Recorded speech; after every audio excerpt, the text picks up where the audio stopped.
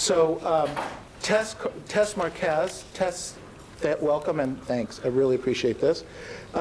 Tess last year closed 30 transactions. Most of them are short sales, probably 50% are short sales, and she probably double ends more than 50% of those. And she'll close, closed and pending this year will be about $300,000. So welcome, Tess Marquez.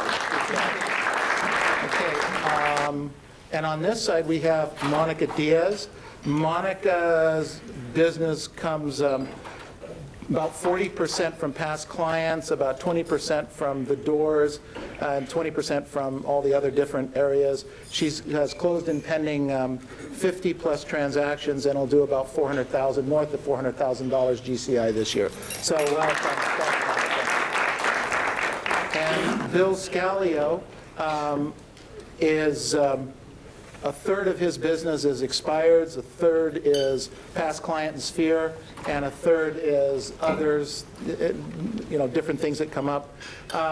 He's closed and pending will be a little over 60 transactions this year. We'll see where we end up, and $600,000 GCI. So congratulations.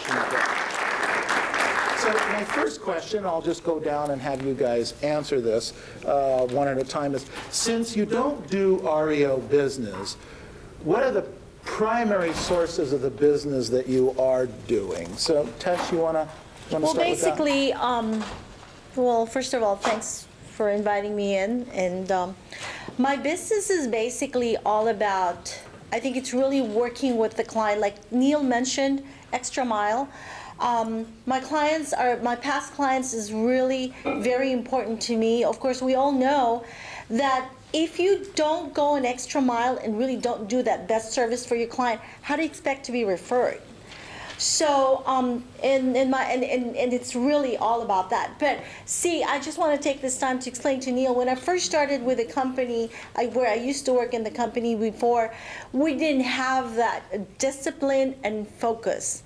And I remember sharing this with Neil. One of the agents in my office, actually my past office before, why do you want to work with Neil? He will have you work. He's going to have you work, hard work. And I said, this is what I want to do. And you know what it is? It's for our family. It's hard work and discipline. With the economy, which everyone knows is where it is right now, we have to start and do the basics. It's hard work. Past clients and a lot of prospecting. A lot of prospecting. Okay, good. Thank you. Bill, how about you guys? As Neil mentioned, our business is divided up in about a third. And of course, it'll vary from year to year. But we have a routine that we practice every day. Essentially, much of what he was saying was, we know there's only so many ways to get business. It's expireds, it's doors, it's phones, it's maybe you get a couple calls from an ad you run, a few sign calls, a few internet calls, maybe your website, that sort of thing. Those things are obviously very passive, the latter part. But what we realized was that the trend was changing. There was a time when we had 80 to 90% of our business was from past clients for years. There were farm areas that we had that we completely dominated. There were tracts of homes where if there were 10 homes in the market, we had 9 of them. And in some cases sold the 10th one with a buyer. And did that consistently for years and years and years. But today, and I'm not sure about Orange County, but where we are, people don't have farm areas anymore. Everything is so broken up. And so we had to radically change. So where we went from before I joined with Neil, where we went from doing almost exclusively past client business, in other words, service at a very high level, because it always occurred to me, and like what Tess said, was that what possible reason would somebody have to do business with you again, or to refer you to somebody, to a boss, to a friend, to a relative? What's the upside for them? If you do a fantastic job, maybe they get a small thank you. Most likely not. But if something goes awry, whether it's because of you or something beyond your control, it's a downside for them. So basically what happened is the business has changed. There are quote-unquote famous agents in our area, people who spend a tremendous amount of money marketing themselves, lots. and they don't have the market share they used to have. And they're locked themselves in. This is the opposite of what Neil's doing. What he's saying is work the numbers, do the proactive activities, and don't spend a ton of money. And what it turns out is the last 20 years I've been in business, I mean, however you want to say it, top producer, active agent, whatever, I mean, we have spent a pretty conservative amount of money on marketing ourselves. Obviously, we do spend something, but at the same time, we've been consistent every year. Every single year has been a profitable year. Now, I have to say, I believe in the 20 years I've been in business, I think this year is the toughest year I've had, even including my first year. So 20 years ago, I remember one day I was in a park and I was studying the principles of real estate, waiting to take the test. And I was literally sitting there at a picnic table and somebody walked by and saw me reading the book and said they wanted to list their home. Now I got to go out to how many doors and make how many phone calls to find somebody that wants to sell. But see, you have to understand the dynamics. There's something, you know, there's things going on. I mean, most of this you understand, but so we're on the same page. Is that it's harder because sellers have lost so much of their equity that it's not as if, I mean, there are a ton of people out there that want to sell. It's how many of them can sell. How many of them really want to sell? How many of them will do the things you ask them to do? And there are tons of buyers out there that want to buy. But how many of them can qualify? So our job, we have to work with bigger numbers, don't we? In order to, you know, for it to sift down to the point where we have an actual listing, an actual sale.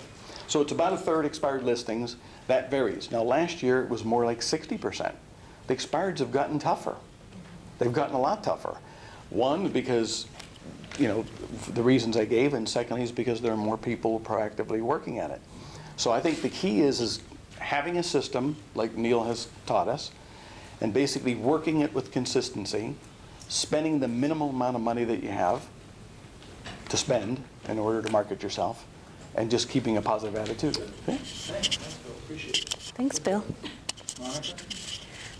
For me, well, when I started full-time with Neil, I'm telling you, you guys, he's like a gold mine. When you listen to what he says, I remember on our coaching calls, I'd be like, Neil, I did what you said and I got a listing. He's like, really? I said, yeah. So it's amazing, like, through the years when I've been doing this, and I always say, Neil, what should I do next? What should I do next? And he tells me, and so, you know, knocking the expireds, knocking around them, previewing. I did a lot more previewing before. I really don't do it as much anymore. But I do the knock around the expireds, mainly old expireds. A lot of past clients, center of influence.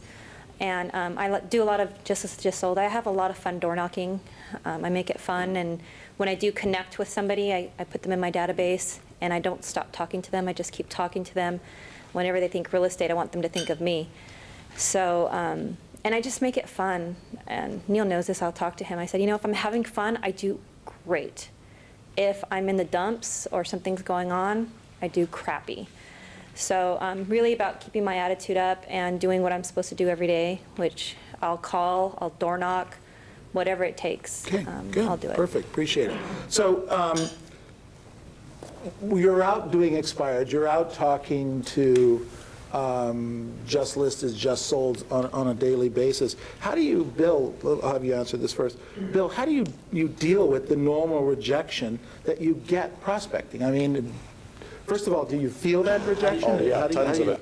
And one of the things, because I was coming from a place of doing almost all past client, I mean, that's sort of a happy place to be, and we did that for many years, because you know the people, they know you, you've already got one or both of your feet in the door.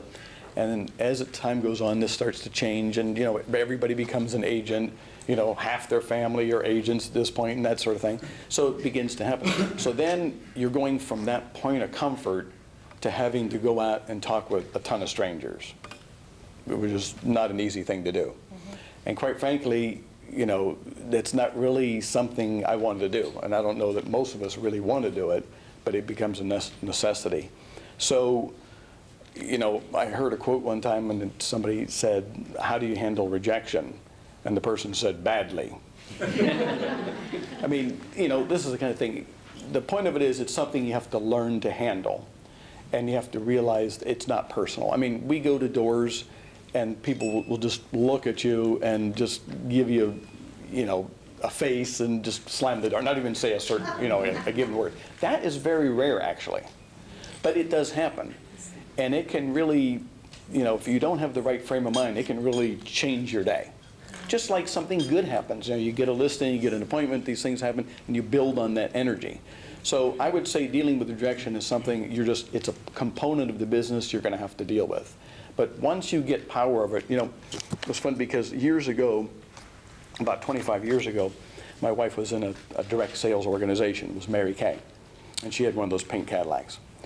And Mary Kay said, you've really made it when you go to an appointment and you still have butterflies in your stomach. But the difference is they're flying in formation. And basically that's what it is. I mean, we are not made of stone and steel and that sort of thing. We can't overcome every situation and come out looking great, right? We're going to flop sometimes. We're going to say the wrong thing. We're going to talk too much or not ask the right questions, whatever it is. But the point is we have to take note of the things that we do right and do wrong. That's the key, I think. And persevere. Thanks, Bill. Appreciate it. Tess? Tess, how are you dealing with the normal rejection? I mean, I see you working on this and you talk to a lot of people I who do. are... Well, see, I handle a lot of, like what we said, I take about 50, I've closed about 50% of my businesses or short sale. How do you handle that? A lot of people rejecting. Most of them basically do not really want to move, They have that emotional involvement in their home. But see, I guess it's a matter of really, when these people reject to you, you just look in their mind and say, you're basically doing them a favor of letting them understand, look, it is time to face reality. You need to move on. And I've had clients, well, most of my short sales right now are really more of referrals, and they come to me and say to me, how do we handle this? And after they finish with that, I have some of them going to their third year now and say, I'm ready to do another purchase. So handling rejection right now for me, is like, I love it. It's close to nothing anymore. I guess for doing it every day, you become really numbed. I'm like, okay, that's fine. It's just a numbers game, and it's just the way the business is going to be. Like what Neil says, when you go shopping, can I help you? No, but they go there to shop for something. So rejection right now, I think it's really more of the mindset, like what Neil said. Thanks, Tess. Appreciate it. Monica, how are you dealing with all that rejection you're getting I'm out so there? used to it now. I'm always rejected. I just, oh, sorry. I just do it so much that you get used to it after a while. I don't think it's personal. My favorite saying is, this too shall pass, the best is yet to come. So I guess I just keep telling myself that no matter what, it's going to get better. Positive self-talk, right? A lot of positive self-talk. Good. Perfect. So let's move on here. If you're a prospector and you're somebody that wants to phone canvass, in a typical real estate office, you don't get a lot of support with that if you want to do those kinds of things. So how much support are you getting from the office, since what you normally do, or since what in the industry that the industry doesn't normally do? Do you get support? Does that work for you? Are you picked on for the work that you're doing? And how does that happen? Well, that takes a lot of discipline, and like I said, I mean, I don't think I enjoy being on the phone any more than anybody else, or door knocking for that matter. But there's a certain energy in the office, and I would invite any of you to come by and see it, and some of you have, I recognize a few of you. What it is that our office is a working office. I mean, this is a place that you come to improve and grow a business, and it's a place that I might say you can get fired from. In real estate, as you know, it's pretty hard to get fired. In some offices, you could literally be at your desk for years, dead. And A, they wouldn't notice, and B, they'd think you're doing a great job because you're not complaining. All right? But the difference is that you're not making any money. And of course, they don't, there are a lot of brokers that don't have an issue with that because they're not paying you anything. So the way I look at it is real estate is a great place to go and hide from the world because nobody knows what you're doing. The problem is you know what you're doing. And you know it not only in your heart, but also for your family, for the charities you want to support, for all of the things that you want to do, the sort of lifestyle you'd like to have and so forth. There is no faking that. At the end of the month, you either have some listings or you don't. You either have some escrows or you don't. You're either going to have some closings or you won't. And it's not going to happen by itself. I mean, all of us have tried that. We sit there and stare at the phone. Ring. You know what I mean? It's not going to happen much. And in this market, and as time goes on, it's going to happen less and less. You're going to be extinct from the business. So there's an energy in our office. There's an expectation that this is what you're going to do, this is what you need to do, and it's a realization. It's like what one of the girls was saying was that with some of the short sales, we're letting people know, look, you haven't made a payment in 6 months or a year or 2 years, whatever. You're really on borrowed time at this point. I mean, you have done a great job at putting everything in the, sort of on the back burner. But you're really on borrowed time. That's where we are with our career. If we don't get with it and learn the skills that we need to learn, we could easily be out of business and no time at all, or just surviving and not making very much, whichever. And I think for the next few years that I don't think I'm looking forward to the business in general getting much better. I think it's going to be pretty much the same that we're experiencing now. So I think it's going to be tough, and I think we have to be tough. And one of the things that Neil has said in our meetings, which we have on Monday, is that as agents, we really aren't a very tough group of people.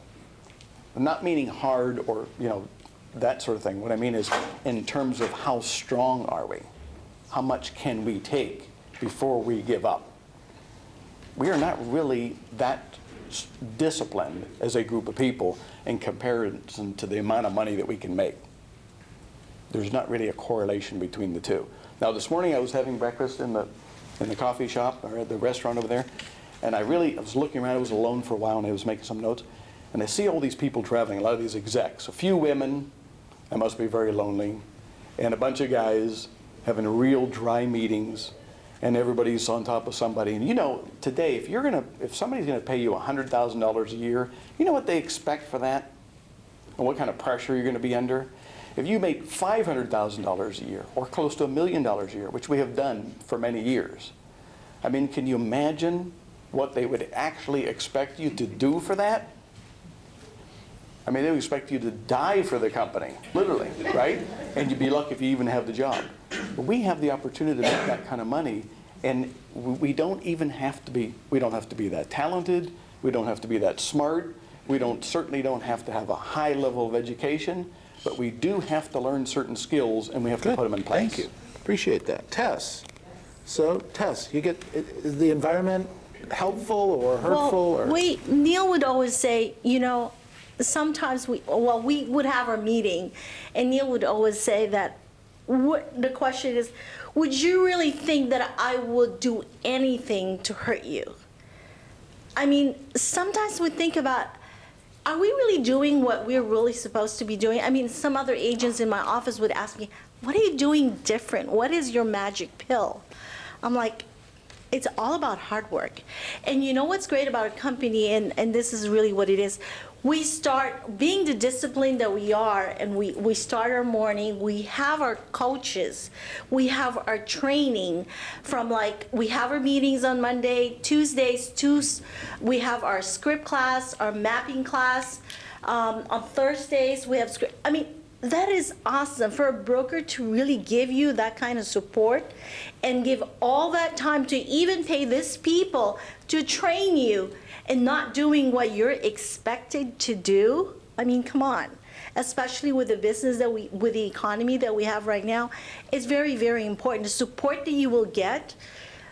I mean, I could honestly say I wish. I've been in the business for 14 years, and I seriously, I tell this to Neil, I wish that I had started with Neil.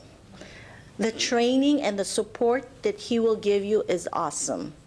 And I wish that he would be there for the longest time until I'm Not there. going anywhere, kid. Thank you, thank you. Monica, so how about the support, look, you prospect all the time, you're focused, if you're not prospecting, you're prospecting. I mean, it's like, Yeah.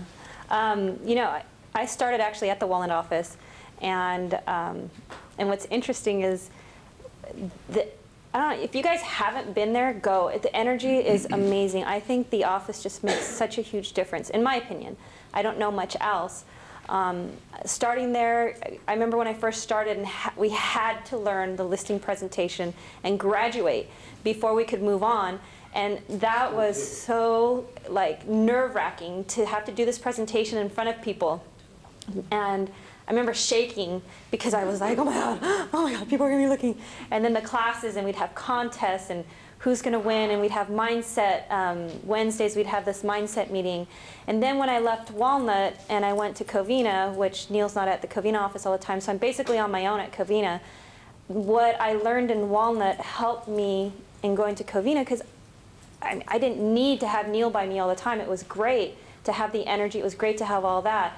Now I have I guess you can say, the habit of prospecting, of role-playing, of doing everything I'm supposed to be doing, and it's fun. Now we play games. We started, we're going to start this prospecting bingo. We pull out things. Okay, when you get an appointment or when this happens, you pull something out and you get to go get a massage or whatever it is. Playing games with yourself, because, like Bill was saying, this is our job. I was at the dealer this morning dropping off my car, and the girl in parts was like, oh my God, they expect me to do this, and I have to put the pens away, and I have to do this. And I'm thinking, everybody complains about something and whatever they do, but come on, you guys. We get paid a lot of money to help these people out. And if they followed us around and saw what we were doing, half of them would spit on us because we don't do half the things we're supposed to be doing. And if they can actually see you working for them and see the things that you do, they'd be like, you know what, I'd gladly pay you this amount of commission. You're working hard for me. And it's a lot. As long as you can do what you say you're supposed to do, and the company supports you, and it's great, and we have Marilyn, I'm telling you, man, it's like good great. job, thank you, thank you. So before we open it up, can you see yourselves building your past client and sphere bases to a point where you could kind of back off the pedal a little bit at some point in your career and make a really nice living on just doing that? Is that possible, Absolutely. Tess? I'm looking at my figures every year. I have to look at, when you're so used to doing your business and your habits, and I was just, we were talking about this, Neil, about 2 weeks ago. I'm to a level right now when you've made that plateau, but you want more. We always want more. So sometimes we keep doing what we're supposed to be doing, and we're expecting, a different result. I wanted more. I'm hungry for more. So, it's very important. I feel that with my sphere, my past client, I can live with that.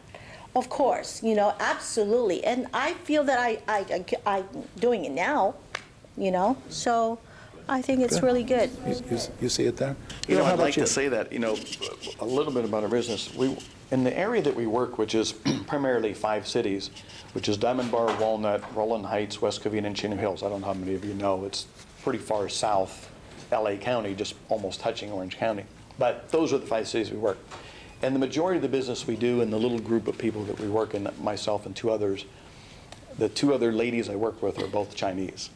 And it's an Asian, there's an Asian buying force there that's pretty heavy.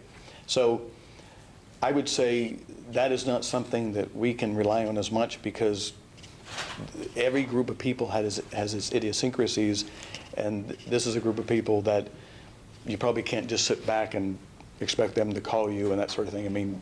It just doesn't work that way. You're going to have to continually work at it. Now, I think we can get better numbers from what we're doing in terms of higher return by improving on our skill sets.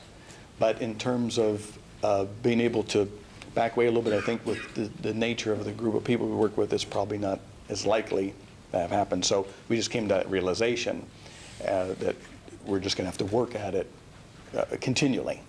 That's what it is, because there are so many distractions and so forth that happen that it's not hard to lose a client. I always say, there's a million ways to lose a listing. It's endless, but there are only a few ways to actually get one. There's only a few ways. Think about it. You can just about count them on a hand. You're going to go to the door, or you're going to call somebody. I mean, aside from, I'm talking about the proactive activities. You're going to do an open house and make a contact with somebody.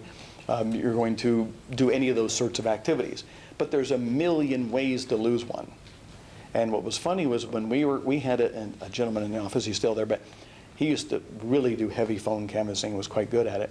And he would, when I would come in at some point or some point during the day, he'd say, I know you're going to pick up 2 listings this week.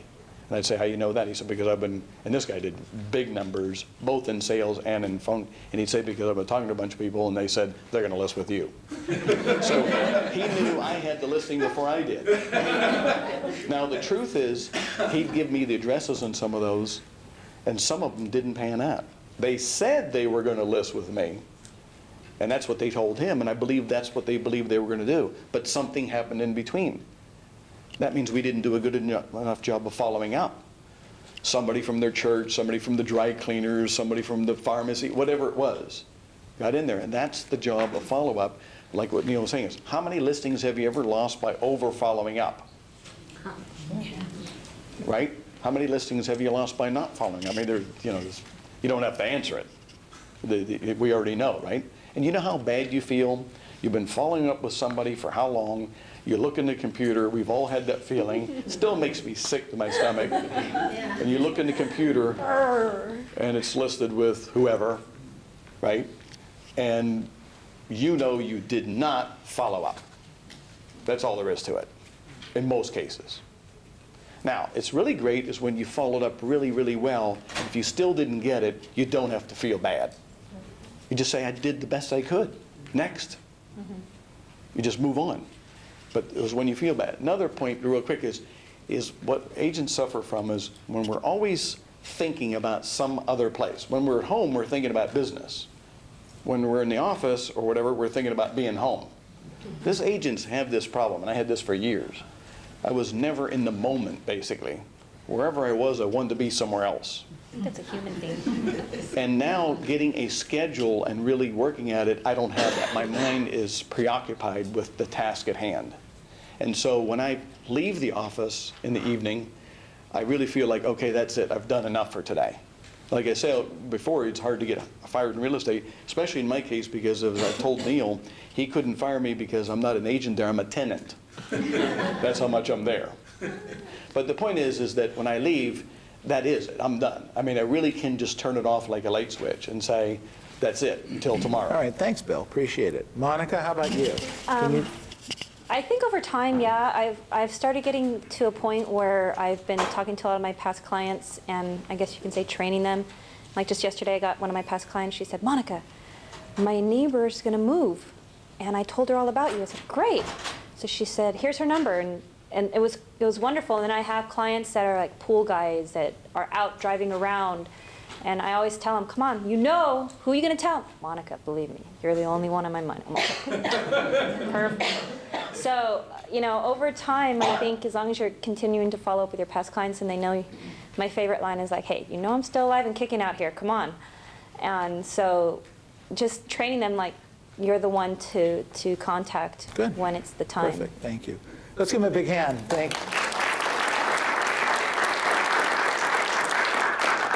Questions? I guess I can take the one. There's 3, and I have a team, if you want to call it that. There's 3 of us. It's myself, my wife, who's Chinese, who actually entered the business a year or 2 before myself, and then there was another lady we work with who's also Chinese. The way we do it is, it's myself and the team member who basically handle the listings part of it.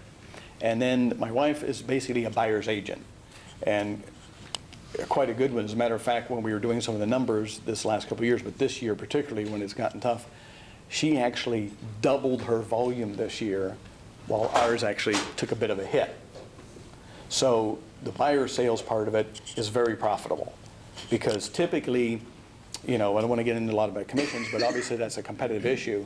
And in a lot of cases, I think it's not a surprise that if is that if there is an uneven split in the commission, it's typically more to the buyer's agent. Wouldn't you agree on that? At least a little bit more, whether it's 1/4% or whatever it is. So being a buyer's agent, she's probably on the more profitable side of the transaction and doing a lot of it, and most of them are a little bit larger sales. When I say larger, not by Orange County standards.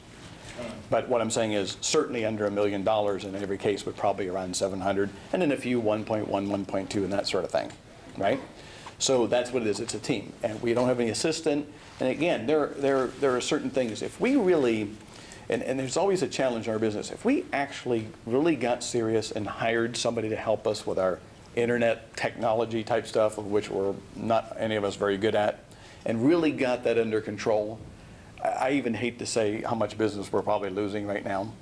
And if we got a full-time assistant to help us with the paperwork and some of the mundane activities and things, again, that's another thing. And it's just like, that shows you that there's always, no matter how disciplined you are, there's always something you can improve on. There's always something you're not doing.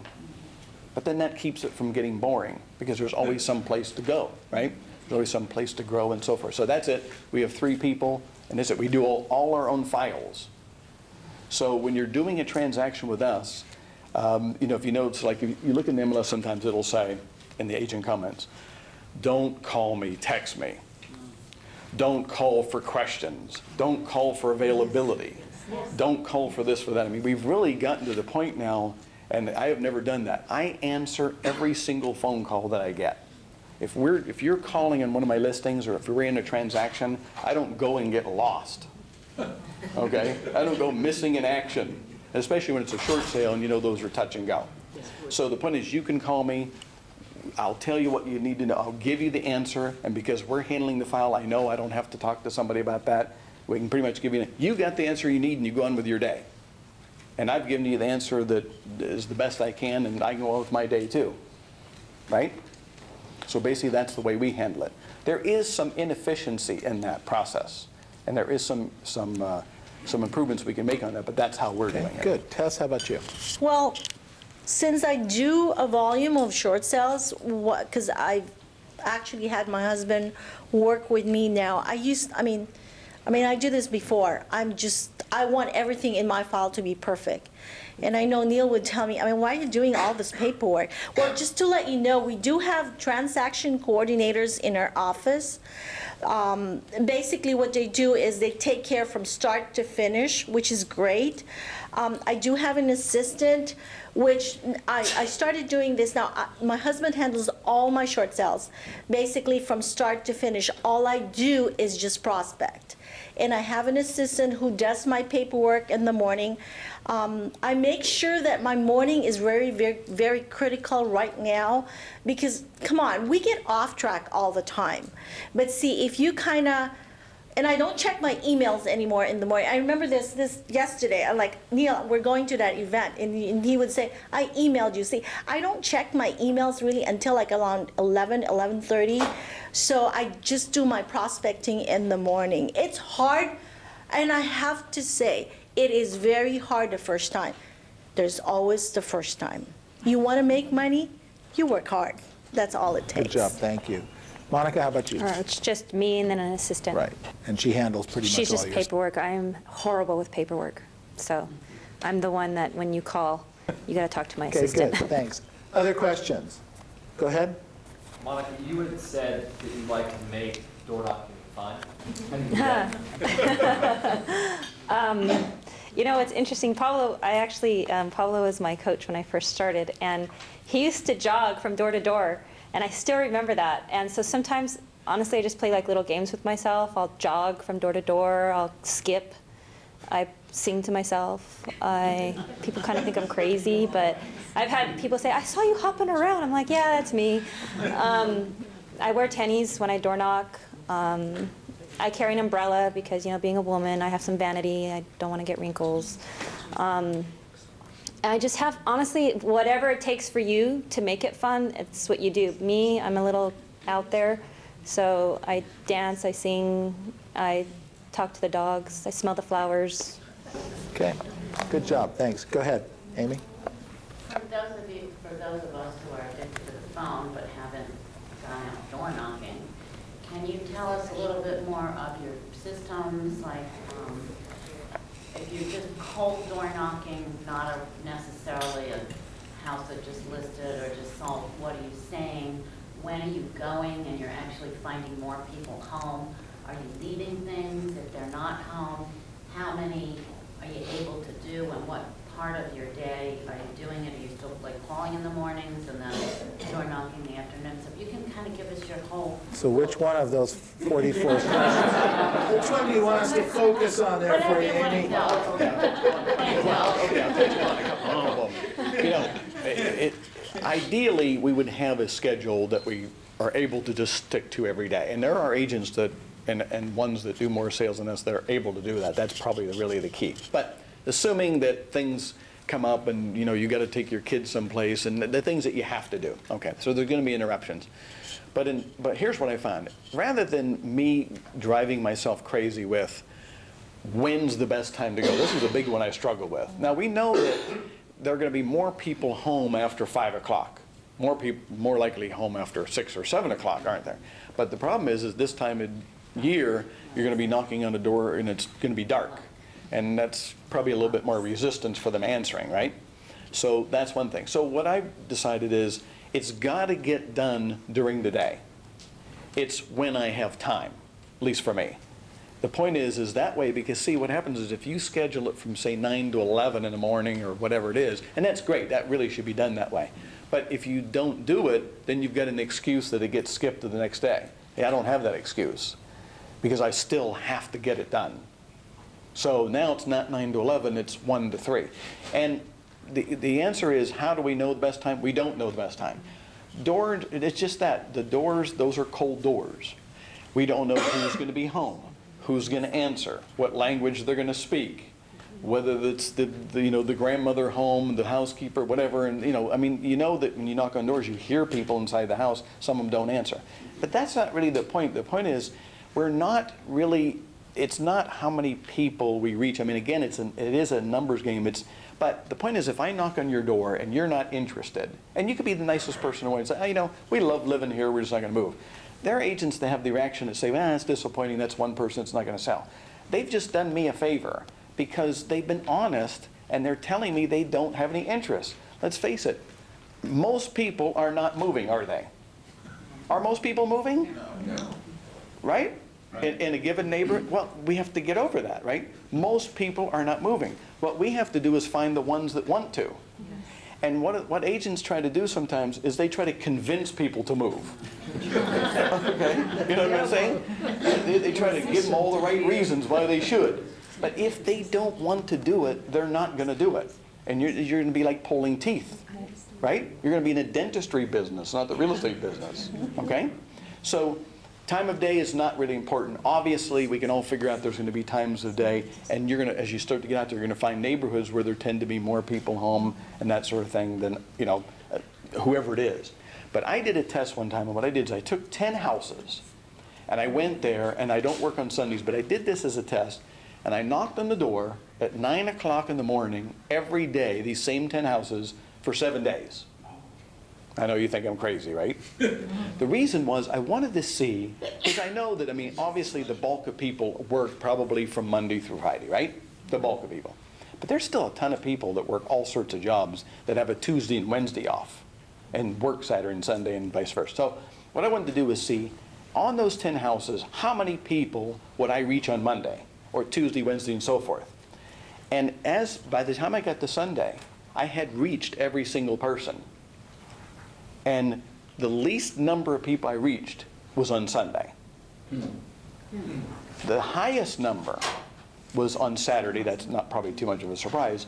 But it was a Tuesday and Wednesday that was the second highest number. These were people who work different types of jobs. Maybe they work at Nordstrom, they work retail, whatever it is. And they do not work Monday through Friday.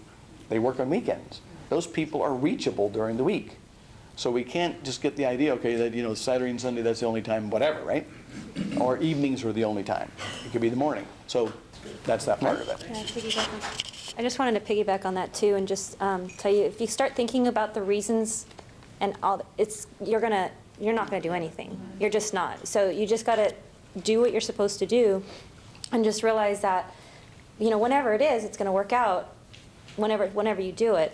But I wanted to tell you, if you keep asking all the questions, I don't know if you know the Mike Ferry scripts, if everybody does that or not, but you keep going and asking all, because sometimes you'll be like, when do you plan a movie? They're not going to move. Okay, bye, bye, bye. But if you go through all the scripts, sometimes they may tell you, no, we're not going to do anything. And I've had this happen so many times. They're like, well, we are actually thinking about moving to Texas. Oh, really? So when would that be? Well, we're thinking the next couple months. And I had this happen with one guy. He said, yeah, it's probably not a good time right now. I said, oh, I can appreciate that. So what if there was a financial benefit for you to sell sooner rather than waiting those months? Would you do it? He said, well, I don't know if there is. I said, well, great, why don't we do this? Why don't we get together this evening? Let's see if there's an advantage. If there is, great, you can get to work. And if, I could get to work, and if not, then you could wait whatever amount of time you want to wait. He's like, okay, great. We listed it that night. And this was door knocking. But also just use common sense when you're asking them the questions, because I did something really dumb at the beginning. I knocked on this door, and the people were in a funeral, and I went through all the questions, and I'm like, they're like, well, someone just died. I'm like, oh, so when do you plan on moving? So just like, use common sense on the things that you're going to ask them, but go through the questions, ask them, and then I always end it with, okay, I can appreciate that you're not planning on moving, so tell me, who do you know that's looking on buying, on selling, or even investing? I mean, there's so many great buys right now. There's got to be somebody you know. And a lot of times, I had one yesterday, the guy's like, you're going to be my freebie for the day. You're my goodwill. Here, I know this guy, he wants to buy. So you don't ever know unless you ask the question, and if you don't ask them, they're not going to give you the information. So. Oh, can I touch on one thing I know I skipped over? Was what do you say? That's probably the biggest one. And this is one of the things that agents, there's probably a lot of very smart people in this room. And we would logically say, well, we can pretty much figure out what we're going to say when we're going to go to somebody's home. But the reality is the beauty in the Mike Ferry scripts is that it's been refined over a 30-some year period of time with a lot of top people. And at first glance, when you look at the questions, and I used to have this attitude years ago, I used to say, this is not me, this is not my style, whatever. But they're set up in such a way where we understand that when we ask a question of a stranger, like, are you thinking of moving, you will almost always get a no, even if they are thinking of moving. It's just programmed in the human psyche to do that. So what you have to do is get past that point. You've got to dig a little bit deeper. And again, if you put people in line and everybody recited that script, there are going to be differences in the way people say it and their tonality and all that sort of thing. And some people are simply just warmer than others and know how to do that. Obviously, we don't want to sound like robots when we're doing it, right? That's the real beauty of it, is if you can take that information and internalize it and be prepared when you get to the door, and then somebody answers the door in an abrupt way, which will set you off. When you know what you're going to say, you're a lot more prepared. And you're not going to get off track. And who knows, maybe that's the one person out of the 50 or 100 people you're going to talk to that day that's a legitimate lead. And then you just get thrown off track. So what you say is in the Mike Ferry script. There are people that say they follow it 100%. There are people who say they change, tweak little things, whatever. But the point is the content of it is there, and it's been refined and proven. So we don't have to reinvent it. That's the thing. And believe me, whatever you have to say is not better than that script. Believe me, it isn't. This is from hundreds of people that do way more business than any of us in this room. And some of these people talking too much too. Yeah, some of these people are 500, 600. I mean, when you go to a Mike Ferry and you sit next to a guy and he sits there and he's got cowboy boots on and whatever, and you say, how many transactions do you last year? Oh, we had kind of a bad year. It was only 800, and it was 10 times as much as you've ever done in your best year. And you realize that's what they're using. You have to, at that point, you just got to give up the ghost and say, I'm not smarter than all those other people, right? Why am I banging my head against the wall to try to reinvent something that's already been put together and refined for longer than most of us been in business? Appreciate it. Thank you. Other questions that you might have out there? Go ahead. Bill, to achieve a 20% increase in your bottom line next year, what's the one thing you would have to do? And the one thing you would have to That's a good question. It probably would require a little bit more thought, but obviously I'm always wanting to increase business. And quite frankly, it's been tough the last couple of years. And there's a limit as to how many hours you can work. I mean, Neil touched on this a little bit. I mean, typically, most of us think, okay, if we just do more. In my case, I can't really do much more than I'm doing right now. For, the average agent, I mean, they could improve, they could certainly put in more time for sure. You're reducing, you're efficient. Yeah, I You mean, maybe want to back off on your hours. What, to get that 20% increase, not in your number of transactions, but your bottom line, what do you have to do? What do you have to give up? I think it would be the two things that I mentioned, which would be if I was to redesign it a bit with having somebody helping us with the IT part of it and with the assistant part taking some of those jobs away, I believe that's probably a very achievable number. Yeah. So that's what you would do? Yeah, because I don't think there's anything more I can do myself or the team members can do, because we're pretty much working at a high level at that point. So it would have to be For their market, changing they the- work the higher end. So, and, yeah, in that market. So, I mean, they not all of it, but you could work a little bit higher deals or higher end transactions. But I think you're right, Bill. If you created a little more efficiency, if you were comfortable giving some of the hours away to an assistant, that would definitely enable you to be on the doors a little bit more, et cetera. So the follow-up question to that, part A, would be, when are you going to do that? Well, Neil's been after me, and we've actually had a number of conversations in the last month or two about this, actually, and he's put some charts and things in front of me, and basically said, this is what you need to do. To be honest with you, just to show you human nature, I've been resistant. I mean, and I'm not even sure why. I mean, part of it's because you're busy and you don't want to sort of take away from what you're doing. Part of it's because it's a little hard to give up. Maybe it's the control part of it. I mean, there are different things going on there. Like, how do you get over that? Like, actually? That's something I'm going to have to work through. I mean, honestly, it's after doing it for so many years like that, it's not going to be an easy thing to change. But again, as the year comes up, we're only a few weeks away, that is a good time to change some of the things you're doing. And that's what we've done every year. We have reinvented ourselves a little bit each year. Okay, other questions? Go ahead. Fire call, and when you door knock them, what do you leave at the door? Call expireds, yes. I mean, you see fewer and fewer phone numbers listed there. And again, I think what Mike's position... Andrew used Mojo, sorry. Yeah, okay. What I think Mike Ferry's position is, of course you can cover more people by phone, obviously. But the quality of the contact is not it's not comparable as to meeting somebody face to face, seeing the house, seeing the neighborhood, that sort of thing. So yes, I mean, wherever there are phone numbers we call, quite frankly, that's getting tougher and tougher too, because there are some people that call as early as 7:30, 8 o'clock in the morning, some of them earlier than that. And after they've gotten those first few phone calls, pretty much it goes to answering machine, or we just don't answer kind of thing, because they find out what's going to happen, right? In terms of what you leave, if you're leaving something at the door, don't expect it to be there for very long. Mm-hmm.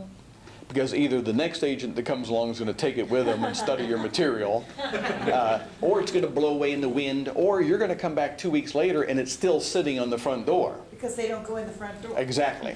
So the point is I think you have to put something in the mail. Preferably you hand it to them personally, but if short of that, you put it in the mail to them. And Mojo, number 3. Do you use Mojo? I haven't. No, I know some of the agents in our office have, but I have not. What about you guys? I tried the Mojo before. I don't know. It's just, see, when I'm talking to the client, because the Mojo only gives you the phone number and that information, for me, it's not really about the number. I remember when Frank was coaching me before, where's Frank here, that you have to do your numbers. You have to, see, I go more for results. So what really works for me right now is really the door knocking, because I like to do it in the morning, especially right now that it's a little cooler. I like to do that. I mean, I'm so sorry, Neil, I do not do 100 doors, okay? But I know, Neil was like, it's true. But here's the thing though.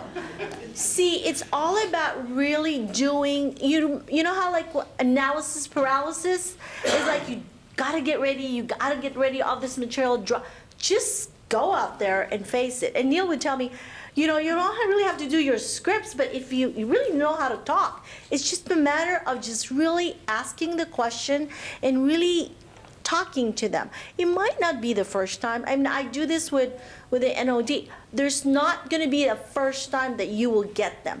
You have to, I do mine a touch of at least 3 to 5 to go back and say, okay, it is time. Let's talk. You know?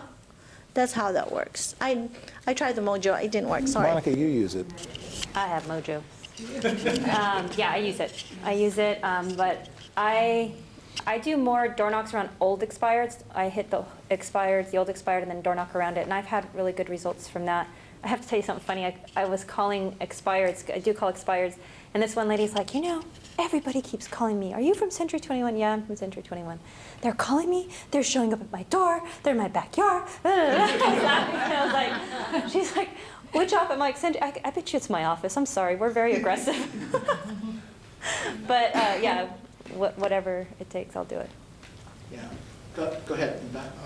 For all of you, and Neil also, maybe, with the advent of social media and lead generation platforms and lead aggregation platforms, have you folks heard of Boomtown or any other type of lead aggregation platforms that generate leads and create more leads and more contacts? Has anybody been using that? What's We'll Boomtown? talk about it Share. afterwards. But no, typically social media. My view of social media is social media takes the place of the postcards we used to send out. Okay?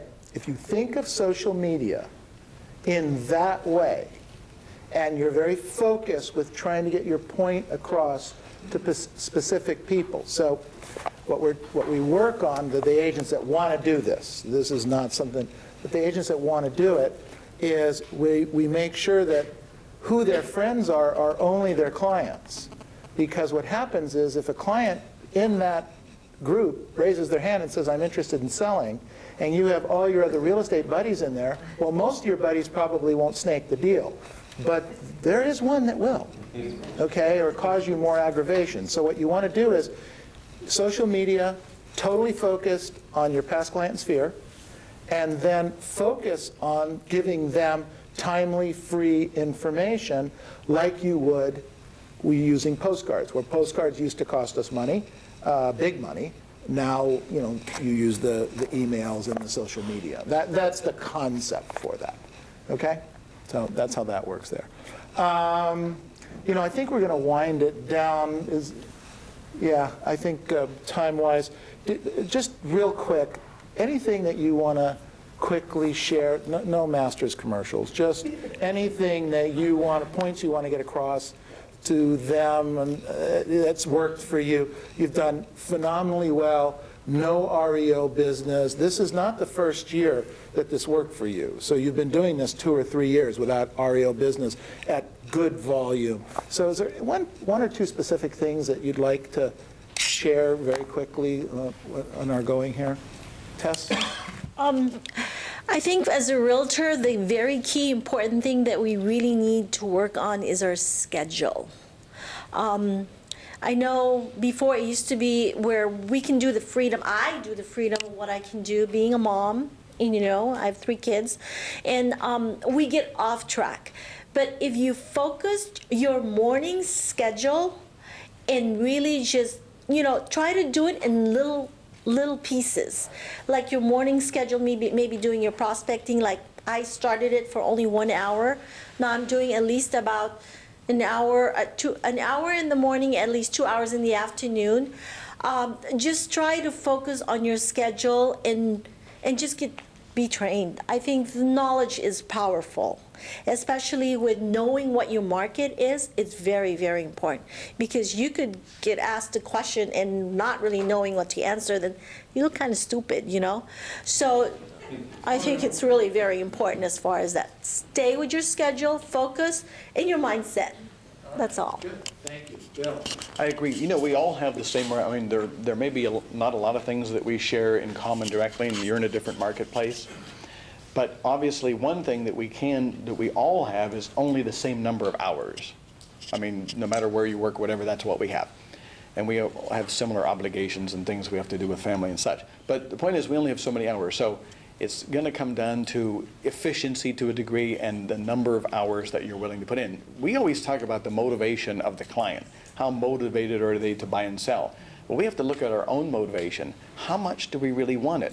And you can't, in other words, Neil or your family or whatever can't want it for you more than you do for yourself. This is something we have to really be honest about. Don't set a higher goal than you know that if you don't really want it. If you want to sell 100 homes a year or 50 or 20 or 10 or whatever the number is for you, that's the number I think you should set for yourself and not try to live somebody else's goal. But at the same time, be honest about that number and really try to do the things it takes to do it. And real estate, fortunately, is a fairly simple business. It's not an easy business, but it's simple. And when you have the ingredients and you put it together and you're willing to put in, whether it's 2 hours a day or whatever, that sort of thing. I mean, you know, when we talk about, was it Foy Candelaria, if anybody knows who that name is, there's a guy that, I mean, it's like almost in folklore, you know, at that point. I mean, a guy that, if you hear the story, it is anywhere from 10 hours to 37 hours a day the guy door knocked. Whatever, you know what I mean? But obviously he did it at an extremely high level and basically broke just about every single record you could possibly imagine. It's almost, you can't believe it, but it's real. But this was somebody that was really highly focused and somebody who decided to do things a certain way and had certain goals and certain expectations and just went about it. And actually, it's really that easy. I mean, it really is. It's just a matter of, he had, I guess the best way of looking at it is when I come down to Orange County, which I love, incidentally, and I come down and I go to Fashion Island or to South Coast Plaza, whatever, and I just look in the parking lot and every other car is a Mercedes or BMW or whatever, and you just look at, I mean, the place is fantastic. The restaurants, the places to go, the weather. You're already extremely lucky to live in a place that is so nice that other people come and visit as a vacation. Nobody's coming to Diamond Bar. Okay. Most of you don't even know where it is. They roll up the sidewalks at 3 o'clock in the afternoon. There is nothing to do. Okay? It's a bedroom community. They have pretty decent schools, and you know the crime is kind of low, and that's about it. Okay? And you know that's the point. But you're living in an exciting, great place, which could be really fun to be doing some business in when you get the right mindset, and all of the things that can be done here and so forth. I mean, you're living in a, you know, a destination place. So I really hats off to you about that, because when I come down here, I just love it. You know, sometimes in the summer I'll come down to Newport like on the weekends, and we leave our area and it's 110. We have the air conditioner on. We get out of the car where it, you know, sort of like maybe Balboa Island. When we get out of the car, I'm like, oh my God, it's not roasting. It's actually nice outside. And we've only driven 45 minutes, right? So, I mean, it's a beautiful place. Think about what the advantages are when we're out in the summer and it's 100+ degrees and it's 70 or 80 where you're working. Think about how much more you could do. Choice. I could sell you a house here at Orange. I'd love to do it now. There's no doubt that the day will come, but for all practicality, where we are is, you know, pretty much where we need to be. So, I mean, there are people that have done it, and we have people in our office that live in your area and commute back and forth because they love it that much. For me, I think I don't, just driving in this morning sort of confirmed for me I probably wouldn't want to do that on a daily basis. But the point is, it's a beautiful place. And I think if you look at that in terms of just the difference in weather. Now think about people on the East Coast. Think about how tough that must be. Between the rains, well, I'm from Pennsylvania, we have 3 seasons. It's hot and humid, raining, and snow. How many efficient days do you have to go out and door knock in that kind of weather? But then look at where you live. So make the most of it. Okay, good job. Thanks. Monica? I would say to just stop looking at what you're not able to do and start looking at what you are able to do. Work on your mindset. Do whatever you got to do. Stop making excuses. Start, you know, an exercise program. Get yourself energetic, motivated, strong, focused. There's nothing that any of us cannot accomplish if we set our mind to it. I mean, honestly, there really isn't. And I've had a pretty interesting personal, you know, year, and I've just committed to being as strong as I possibly can and doing what I can for my kids. So that's my main thing. Stop making excuses and look at what you can do. Good. Let's give them a big hand. Thank you, thank you, Good job. Good job.